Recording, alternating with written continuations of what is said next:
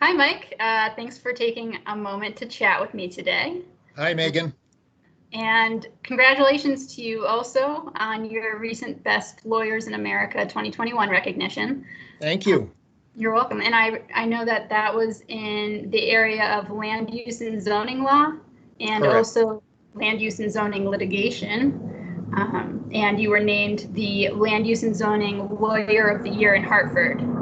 So Yes, that's very nice of you to mention that. So wondering if you could just tell me a little bit about how you help your clients.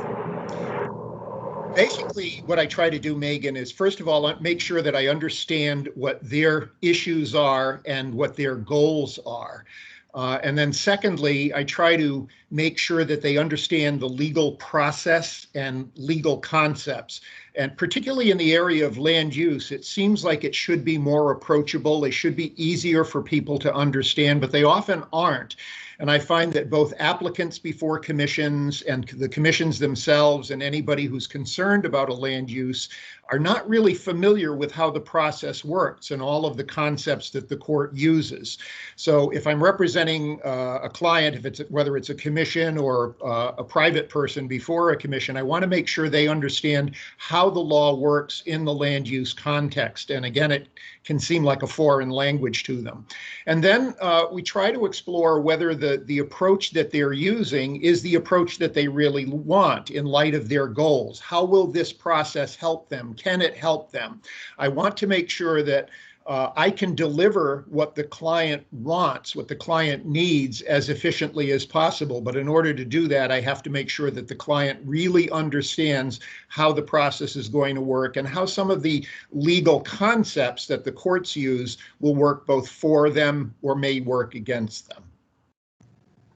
That's great. I'm also curious if or how the current situation has changed your practice. Well, our practice is very commission meeting intensive, and typically that involves getting together with the commission and audiences, if you will, in a very large room. And of course, COVID-19 has made that impossible.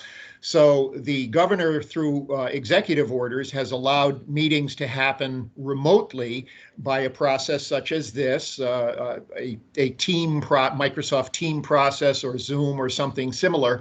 And commissions now, as well as the public, has to get used to how those work. So helping the client understand what tools are available to have these remote meetings and helping people figure out what's the best way of making the points they want to make and providing the evidence they want to provide through this type of remote meeting as opposed to directly in person. That's been a little bit challenging, and we're all learning on the fly. I'm sure, but I'm confident that it's going smoothly. It's as smoothly as I could expect, I suppose. Well, great. Thank you again very much for taking time to chat. It's been a pleasure, Megan. Thanks for talking to me.